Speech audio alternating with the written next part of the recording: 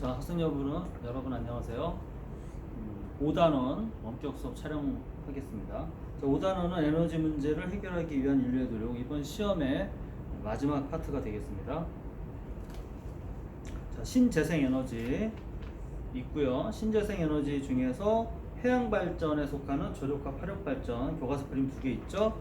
그 다음에 다음 페이지에 304쪽에 연료전지에 대한 내용, 305쪽에 연료전지의 구조와 원리에 대한 내용들이 있습니다. 이렇게 촬영을 하도록 하겠습니다. 자, 교과서 이 5단원은 교과서만 잘 읽으면 여러분들이 시험을 잘 볼 수 있고요. 일단 설명하고 그 다음에 이번 시험 공부를 어떻게 해야 될지에 대해서 조금 언급을 하겠습니다. 자, 신재생 에너지. 신재생 에너지는 교과서 여러분들 다 읽어보겠지만 현재 우리가 에너지 대부분은 화석연료에 의존하고 있죠. 그래서 화석연료에 의존해서 전기를 만들고 있는데, 그러다 보니까 환경오염과 지구온난화의 문제가 발생하고 환경이 파괴됩니다. 그래서 환경을 파괴하지 않고 지속가능한 발전 방안을 찾자. 그래서 나온 게 신재생 에너지고요. 그래서 신재생 에너지는 초기 투자 비용이 많이 듭니다. 이게 문제집 같은 데도 보면 학평이나 나올 때 초기 투자 비용, 그러니까 예를 들어서 여기 나오는 조력 발전, 우리나라 시아오 발전을 보면 대규모잖아요. 그러니까 돈이 많이 듭니다. 물론 신재생 에너지끼리도 차이가 있지만 조력 발전 같은 경우는 초기 비용이 많이 들고, 그다음에 그러니까 우리가 화력 발전은 그 공장 하나를 지면 되는데 이게 그 정도 규모가 아니죠. 그다음에 자원이 고갈될 염려가 없고 재생할 수 있으며 환경 문제가 거의 없다. 이런 것들을 잘 캐치하고 있어서 시험에 이런 걸 물어봤을 때 맞다 안 맞다를 잘 판단하면 되겠습니다. 그 다음에 신재생에너지의 종류를 보면 교과서에 신에너지와 재생에너지를 분류했는데 너무 많아요. 그래서 이걸 다 외우기가 좀 어렵죠. 물론 외우려면 외울 수 있는데 좀 싫죠. 그래서 교과서에 있는 것만큼 구분을 하자. 그래서 신재생에너지가 있는데,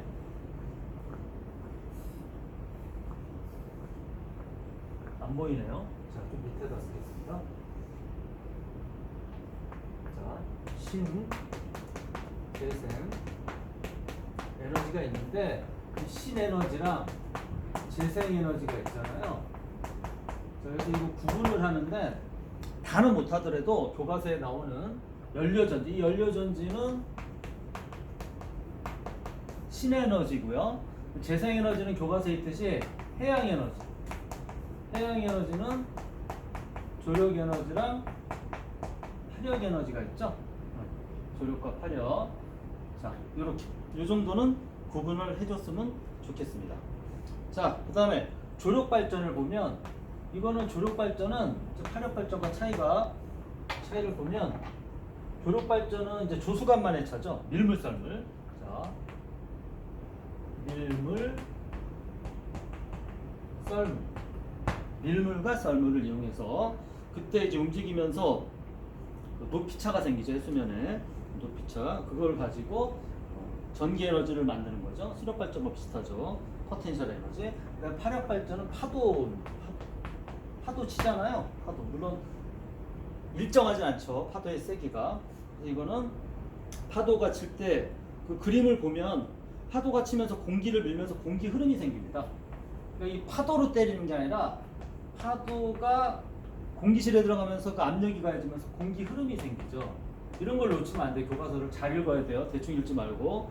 자, 이 공기 흐름이 바로 이 운동 에너지가 발전기를 돌리죠. 그 다음에 여기서 중요한 거는 교과서를 보면 우리가 앞에도 수력, 화력, 원자력 3개 빅3 발전소가 나오는데, 발전소는 전기 에너지를 만드는데 어떤 원리냐면 얘네 둘 다 그림을 보면 발전기라는 게 있어요.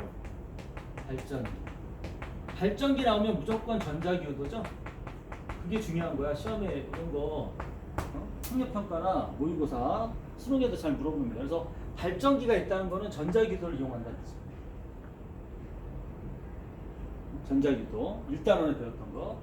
자, 그래서 우리가 풍력발전 앞에 나오지만 거기도 그림 보면 발전기가 있죠. 전자기유도죠. 수력, 화력, 원자력 다 전자기유도죠. 발전기 있으니까. 근데 앞에서도 나왔지만 우리 교과서에 1단원부터 5단원 중에 발전소 중에서 발전기가 없는 발전이 2개가 있어요. 발전기를 쓰지 않습니다. 그러니까 전자기유도가 아닌데 전기를 생산하는 방법이 두 개인데, 태양전지랑 뒤에 배우는, 오늘 배우는 연료전지, 이런 걸 구분을 잘해야죠. 뒤에 전지 붙는 거, 그죠? 요거는 전자기유도의 원리가 아니다. 어때요, 요거? 잘 물어보겠죠. 이런 거 잘 물어봅니다. 자, 그리고 여기 보면 두 개를 비교하자면 둘 다 초기 비용이 많이 들지만 누가 더 대규모냐? 이게 대규모죠. 이거는 소규모라고 되어 있습니다. 얘보다는 조력발전소보다는 소규모다, 이렇게 나오는 거죠. 자, 그 다음 연료전지 볼까요? 연료전지는 우리가 교과서에는 수소연료전지가 나오는데 주의사항이 있어. 수소연료전지만 있는 게 아닙니다. 교과서에 보면 메탄올과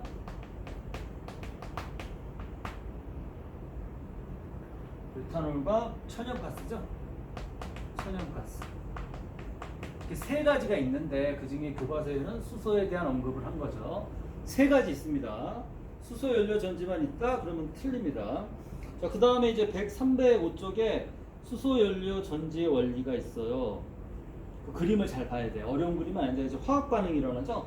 전극에서 일어나는 마이너스 반응과 플러스 반응, 화학 반응이 일어나고, 그죠? 그 다음에 이제 알짜 반응식을 또 써놨는데, 화학 반응식을 뭐 정확히 여러분들이 숙지할 필요는 없습니다. 숙지할 필요는 없고 원리만 대략 알면 되는데, 그 그림을 보면, 자, 그림을 한번 그려보면 여기에 연료전지가 있죠. 배터리가 있어. 그 다음에 여기에 전극이 있죠. 전극. 그래서 이렇게 해가지고 전구가 있죠. 전구. 자, 어디가 플러스 극이냐 마이너스 극인가 이제 보면 아는데, 이게 수소가 공급이 되죠. 여기서 수소가 공급이 되고, 여기서는 산소가 공급이 되고, 이거 바꿀 수도 있는데, 그럼 여기서 이제 이온화가 됩니다. 수소가 들어와서 여기서 이제 어떻게 갈라지냐면, 이 수소가 여기서 플러스 이온이 되죠. 여기 전해질이에요. 전해질 용액을 넣고 수소가 이렇게 이동하고, 여기 이제 전자가 튀어나가겠죠. 그래서 여기가 전자가 튀어나가기 때문에 마이너스 극이죠. 마이너스 극이 전자를 밀어내니까. 그래서 여기가 마이너스 극이다 하는 걸 좀 기억을 해두고, 전자가 튀어나가죠. 마이너스 튀어나가니까. 그럼 전류가 이렇게 이제 불이 켜지겠죠. 그러면서 이제 전자가 이쪽으로 다시 들어와서 얘랑 만나죠. 그래서 수소가 되고 산소 오니까 여기서 이제 생성물이 뭐냐? 여기 생성물이 나가는데 H2O가 나가는 거죠. 물. 그렇죠? 물. 자, 이렇게 됩니다. 그래서 전류의 방향을 혹시 물어보면, 전류의 방향은 전자의 반대 방향이니까 전류는 이렇게 흐르는 거죠. 전류는 시험에서 표시한다면 플러스 극에서, 여기 전자가 들어오니까 여기가 플러스 극이죠. 플러스 극에서 마이너스 극으로 전구를 타고 왼쪽으로 흘러간다가 답이야. 왼쪽으로 흘러간다. 자, 그래서 이 마이너스 극에서 전자를 잃죠. 이게 이제 산화가 되는 거죠. 산화가 되는 거고, 플러스 극에서 전자를 얻죠. 이게 환원이 되는 거죠. 환원이 된다. 이런 표현들 화학에서 배웠죠.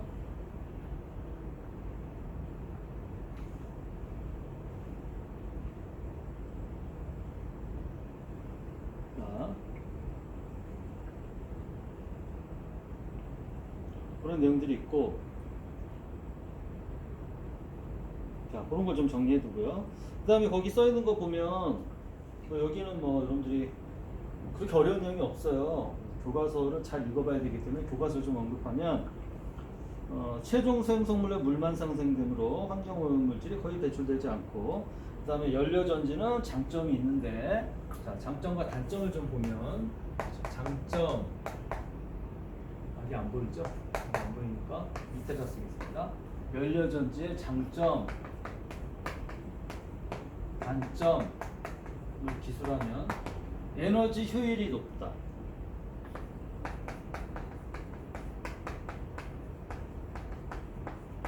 에너지 효율이 높다. 우리가 예전에 앞에서 에너지 효율 계산하는 것도 배웠죠. 열 효율 같은 거. 자, 그래서 화력발전과 비교하면 화력발전이 여러 단계를 거치기 때문에 손실이 단계별로 생겨서 많이 생기는데, 에너지 효율이 낮은데 연료전지는 바로 바뀌죠. 화학 에너지가 바로 전기로 바뀝니다. 다이렉트. 그죠? 그럼 태양전지는 어떻게 됩니까? 태양광 발전에 나왔죠? 이거 이번 시험에 들어가는 거죠? 뭐야? 빛에너지가 중간을 거치지 않고 운동 이런 거 거치지 않고 바로 전기 에너지로 바뀌죠. 이게 뭡니까? 반도체를 쓴다 그랬지? 반도체. 광전효과 원리 이런 건데 광전효과 우리가 안 배웠는데요. 어쨌든 광전효과 원리로. 자, 그 다음에 수소연료 전지 자동차라는 얘기도 있고요. 단점은 뭐냐면 좀 알아두세요. 교과서에는 안 나오는데 단점은 참고로 시험에 안 나. 여기서 교과서에서만 냈으니까 수소 관리 문제입니다. 수소가 폭발성이 있어요. 이게 수소를 잘 관리해야 돼. 보관과 이동 모두. 보관할 때나 이동할 때 사고가 나지 않도록 잘해야 된다. 이게 단점이죠. 장점 남은 단점 해야지. 그렇죠? 근데 교과서 없기 때문에 뭐 이것만 알면 되긴 하는데 좀 같이 상식으로 알아두면 되겠습니다. 자, 뒤에는 뭐 그렇게 중요한 내용 없고요. 자, 그래서 여기까지가 시험범인데 1단원부터 5단원까지 그래서 우리가 1, 2단원 원격 수업했고 3단원 대면 수업했고 4, 5단원 또 원격 수업 4단원 지난번에 했는데 시험 공부를 어떻게 하는지 좀 얘기를 좀 하겠습니다. 1번부터 8번까지 다 듣고 있기 때문에 자, 3, 4, 5단원은 교과서를 잘 보면 돼요. 교과서를 잘 이해하고 그림이랑 하면은 특별히 문제집을 풀지 않아도 풀 수가 있을 겁니다. 근데 1, 2단원은 1단원이 전자기유도죠. 뭐 전자기유도 계산 문제까지는 문제집 보면 뭐 숫자 계산하는 것도 있는데 그런 것까지 1학년에서 필요 없습니다. 유도전력 방향을 묻는 이런 다양한 문제들이 있어요. 그래서 문제집을 좀 풀어보고 2단원은 전력수송 계산 문제 있죠. 내가 여러분들 원격 수업 때 몇 문제 풀었죠? 기출문제들 그 정도 계산 능력이 있어야 됩니다. 똑같은 문제가 안 나오기 때문에 여러분들이 문제집을 풀면서 연습을 좀 해야 돼요. 그 공식 다 숙지하고 그래서 거기가 2단원이 가장 좀 변별력이 있을 것 같은데 연습을 좀 합니다. 풀 수 있습니다. 연습을 좀 해야 돼. 노력을 해야 돼. 안 그러면 안 풀립니다. 자, 그리고 여기 교과서 보면 제일 뒤에 개념 확인 문제가 있어요. 310쪽부터 311쪽까지 1번 문제가 이제 전자기유도 유도전류 문제부터 해서 9번이 연료전지 문제까지 있는데 이거 다 풀어봐야 돼요. 지난 시험에도 어땠어요? 여기서 시험에 나왔죠. 이번에도 여기서 몇 개 시험을 냈습니다. 교과서 뒤에 개념 확인하기 9문제를 꼭 풀어봐야 된다. 그림이 있는 것도 있고 없는 것도 있는데 이거를 여러분들이 완벽히 풀 수 있어야 됩니다. 교과서 문제인데 이렇게 어렵지 않아요. 그러니까 꼭 여러분들이 공부할 때 체크를 해야 됩니다. 그러면 그렇게 준비하면 시험을 잘 볼 수 있는데 지난번 시험보다는 조금 난이도가 있기 때문에 좀 더 신경 써서 준비를 잘 하기를 바랍니다. 그리고 이게 요번 원격 수업 1차시고 2차시 있잖아요. 2차시. 자, 2차시는 여러분들 내용이 작아서 이걸로 끝입니다. 2차시 수업은 동영상 수업이 아니라 내가 여러분들 신재생 에너지와 에너지 문제를 해결하기 위한 노력이라는 학습지를 올릴 겁니다. 그럼 여러분들이 그 학습지를 열어가지고 PDF 파일을 열어가지고 보면 신에너지, 재생에너지, 그 다음에 뭐 친환경에너지도 적정기술에 대한 것이 나와.